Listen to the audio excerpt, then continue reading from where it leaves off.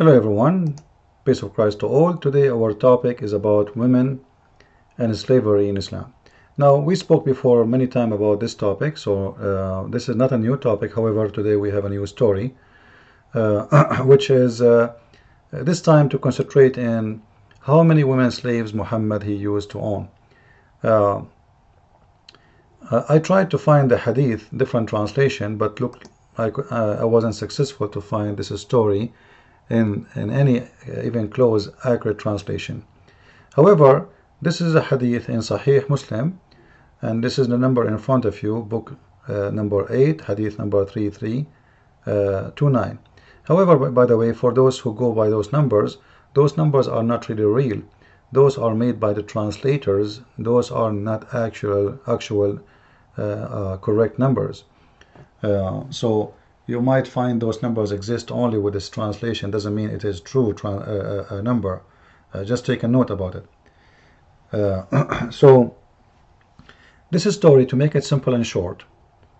Muhammad attacked a Jewish tribe, and we know the story of Safiya. In case you do not know, Safiya was the daughter of a leader of the Jewish tribe. Muhammad attacked her family. He killed her father, her husband, and her family. He took all the women as slaves, all the children as slaves, and he killed all the men. For sure, he stole all their property and their animals and their jewelries, etc. And you can imagine how much money Muhammad he made. Those are Jewish people, and Jewish people always, they got their money. So in this story here, we will notice a few things before we go to the real reason for this video. When they capture all the women, they killed all the men and they took the children, they divide the women. Safiya, she went in the share of Dahya al-Kalbi. Now, after Dahya al-Kalbi, he took her as one of his share on the spoil of war. This is what the Muslims do, like ISIS. They attack your village, they kill the men, they take the women to rape them, and they have fun with them. All right, they are just women to rape. So the most important you are, the more you get better shares, which means if you are a leader, you get the beautiful women. If you are, potato, tomato, Abdul, they give you the trashy one, if we can say so. Excuse my language. I'm just trying to express the way they do it. So here we will see that Dahya al-Kalbi, he got Safiya, but after he got her, they start praising her in front of him. And actually there's a woman, she used to be like the pimp lady who always get Muhammad the best women to sleep with. So this woman, she starts speaking about how wonderful Safiya is, and she told him, and the others told him too, supposedly, she is the best, we never seen like her among all the captives of war. This is how beautiful she is. So when they said that, the Prophet of Islam, who is very, very, very busy with spreading the message of Allah, he could not wait to put his hands on her. Muhammad is a jealous man. He could not believe that he was stupid, and he gave Dahya such a woman that his people, they are saying to him, we never seen any like her as a captive of war. So he sent Dahya to Dahya. The jealous man Muhammad sent right away, immediately to Dahya, saying to him, as soon he learned this, hey Dahya, give me back that woman and take whatever you demand, which means of women. So he exchanged women with Dahya al-Kalbi. You see, this is the coins they have. I give you some women, you give me Safiya, all right? Now Dahya is a very special man. This is why Dahya, you see here, Muhammad is trying not to make Dahya angry, because he can order him to give him Safiya anyway. No, Muhammad, he cannot make Dahya al-Kalbi angry. The reason, Dahya al-Kalbi is one of his best boyfriends. Now many people might say to you, this is not true, this is a lie, etc.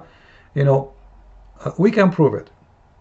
Dahya al-Kalbi was one of the most handsome men in the city or the town of Mecca. And not only this,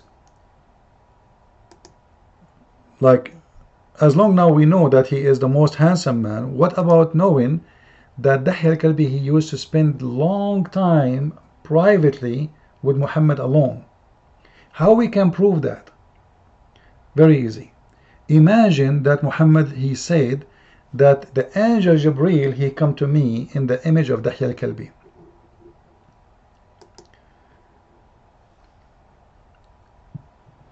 When people, they ask him, like, how come you stay alone for long with this man, this guy, like he's always Dahya al-Kalbi? So Muhammad, he have to come with a lie, all right, which is Jibreel come to me always in the image of Dahya al-Kalbi. I'm not sitting with Dahya al-Kalbi. Do you see it?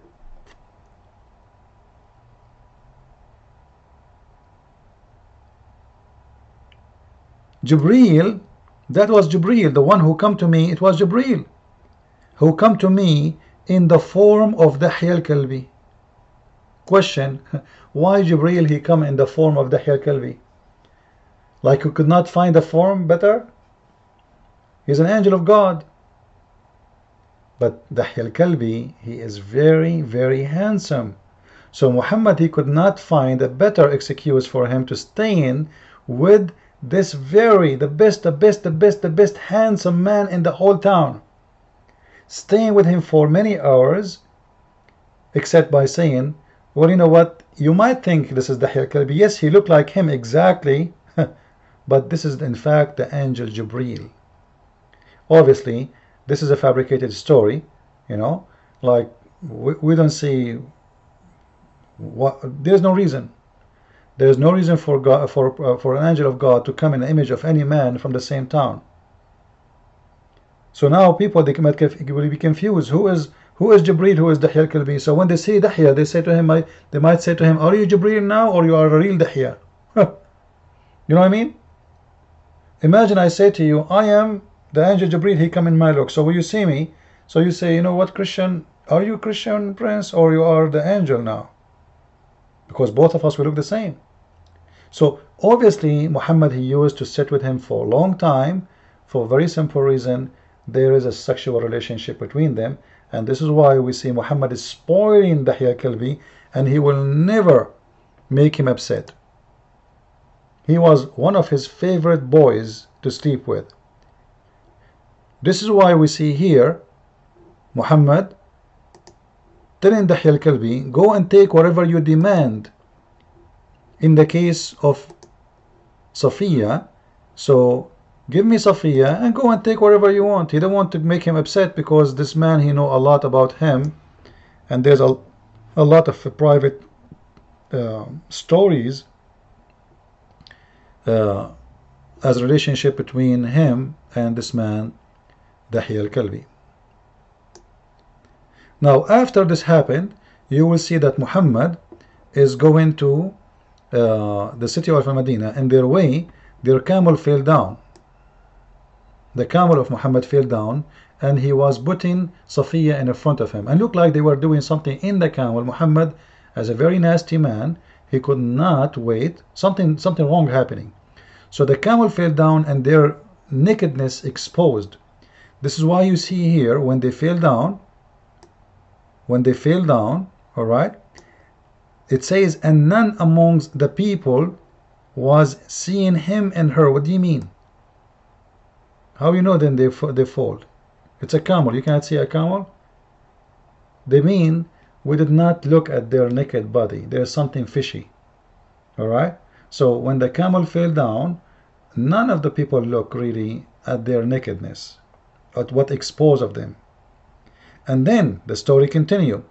When he stood up and he covered her. What do you mean he covered her? She was naked then. Why, when she fell from the camel, she was exposed? So he covered her. Somebody might say to you, by the way, this is about the hijab. The verse of the hijab was not coming yet. This is long before the hijab, which that women, they have to cover themselves. So this cover here is not about the hair, and she is just a slave girl anyway. Dahya al-Kalbi was sleeping with her 5 minutes ago. So he covered her because she simply they were, she was naked, they ripped it off their clothes, they were raping them, and Muhammad, he put his coat on her, and he placed her in his camel, and he took her with him. In their way, she fell down and he fell down, so both they were exposed.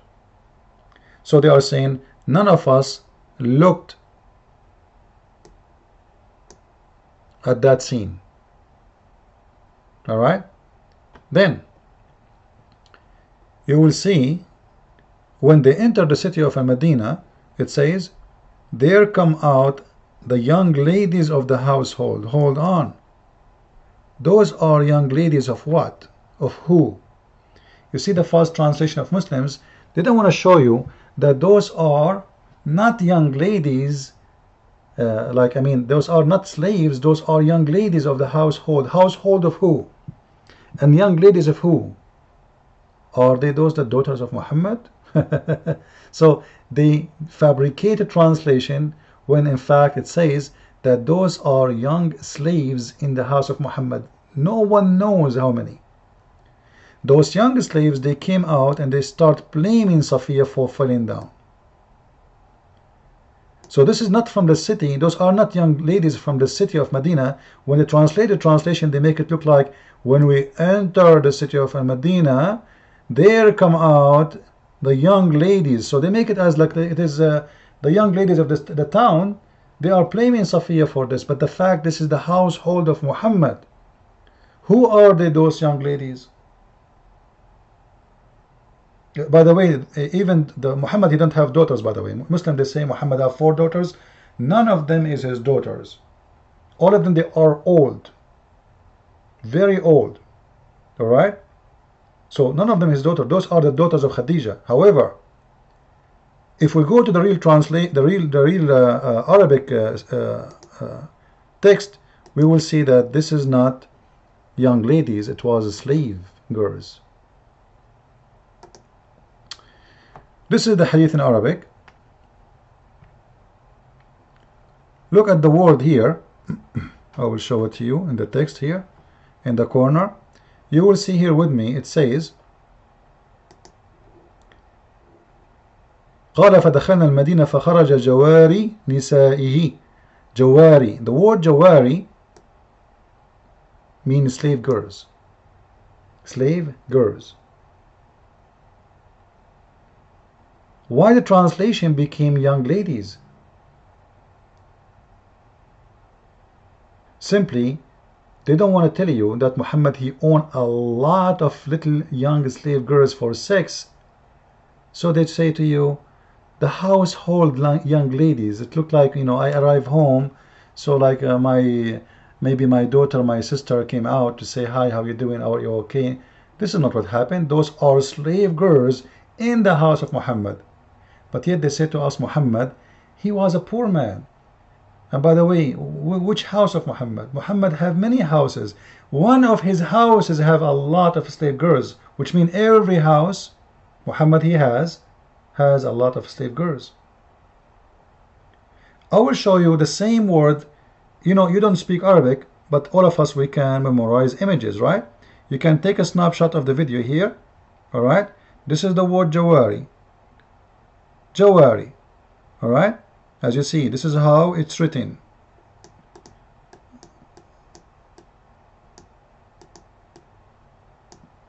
Jawari. If we go right now and search for the same word, the translation will come as a slave girl. Here, as you see with me, it's not slave girl no more. It's young ladies. You see the hypocrisy of the Muslims? Young ladies of the household. In the same page, I will go to different hadith. Look with me.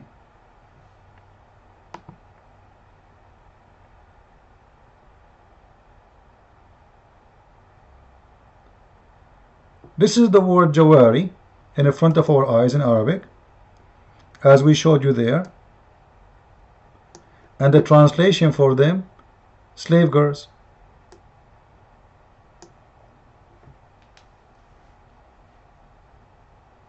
You see it?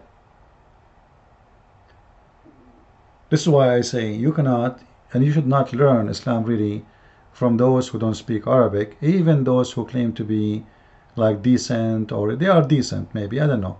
But because always if you don't speak Arabic, Muslims, they can fool you in a very easy way. You do not need to debate you. They can fool you by putting false text in the front of your eyes, and you do not speak Arabic, so they can lie to you. And actually, the story here in front of us, if you read the story, as long as we are in this hadith, if you see the story here, this is about a man. He came asking for fatwa, which means a religious opinion. He told them, you know what? I have a lot of slave girls for sex. I have slave girls. None of my wives, like none of those wives I have, they are making me pleased like them. Obviously pleased in sex, in the bed. And not all of them please me so much. I want a child from them. So he's saying, you know what, I like them very much, those slave girls. I enjoy having sex with them, but I'm not sure if according to Islam I can have children from them. So he's asking for opinion. So here, can you give me your opinion about it? Alright, Hajjaj. Then he said to him, he said, give an opinion. I said, she is your field. If you wish to water it, water it. And if you wish, leave it thirsty. Because as you remember, the Quran says, women are your turf. They are your field. You can dig in your turf anytime you want, anywhere you want. Alright? Nisa'ukum harthun lakum.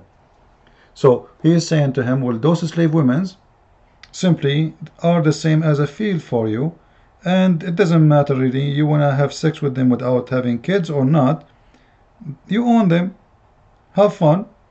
You want to make them pregnant, you want to, you don't want to make them pregnant, this is your, your choice, and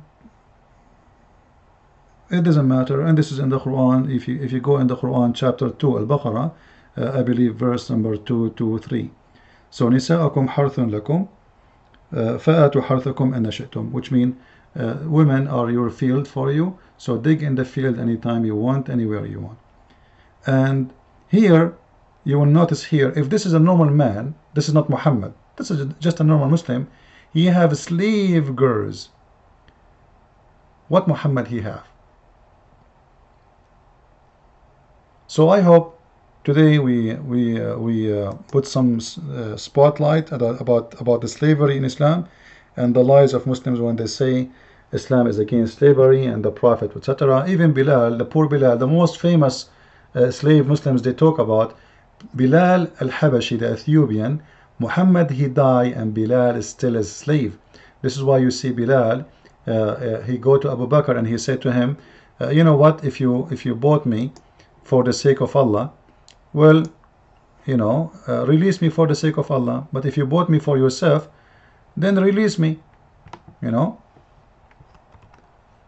Let's see if we can find it for you so you can see it.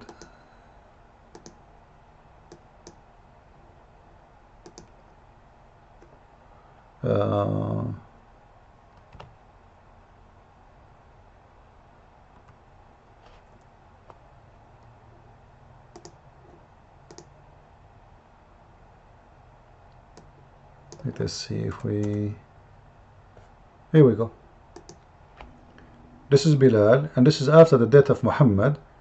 Bilal, all his life he is waiting for his freedom, the poor man. Muhammad died and still he is a slave. So he came complaining, like, come on, I'm almost dying, and I'm an old man now. Bilal said to Abu Bakr, if you have bought me for yourself, then keep me for yourself. But if you have bought me for Allah's sake, then leave me for Allah work. Now, somebody might say to you, oh, this is when he bought him. The fact, Abu Bakr is the real owner of Bilal. He is the real owner of Bilal, not Muhammad. Abu Bakr gave Muhammad Bilal. He have a lot of slaves. He told him, take Bilal. All right. So the real owner of Bilal, it was Abu Bakr as original. So when Muhammad he passed away, Abu Bakr became in charge again. So Bilal is asking asking Abu Bakr, well, you know what? Like, for how long this lie will keep going? I spent my life serving the Prophet. I convert to Islam. I fought with him. I killed for him. I almost died many times for him. And until now, I cannot get my freedom. You can read in my book about the story of Bilal. So, like, in case you want to have more, more details. And I advise you to read Quran and Science in Depth. This is a very great book. Not because it's my book. I mean, you can ask people about it, those who have it, refuting all what is called miracles of the Quran. And for sure I have more books like Deception of Allah. The Deception of Allah is very fantastic book. And we have a new book in French. It's called The Secrets du Prophète Arabe. So feel free to read it too. And with this I say thank you, God bless, and see you soon.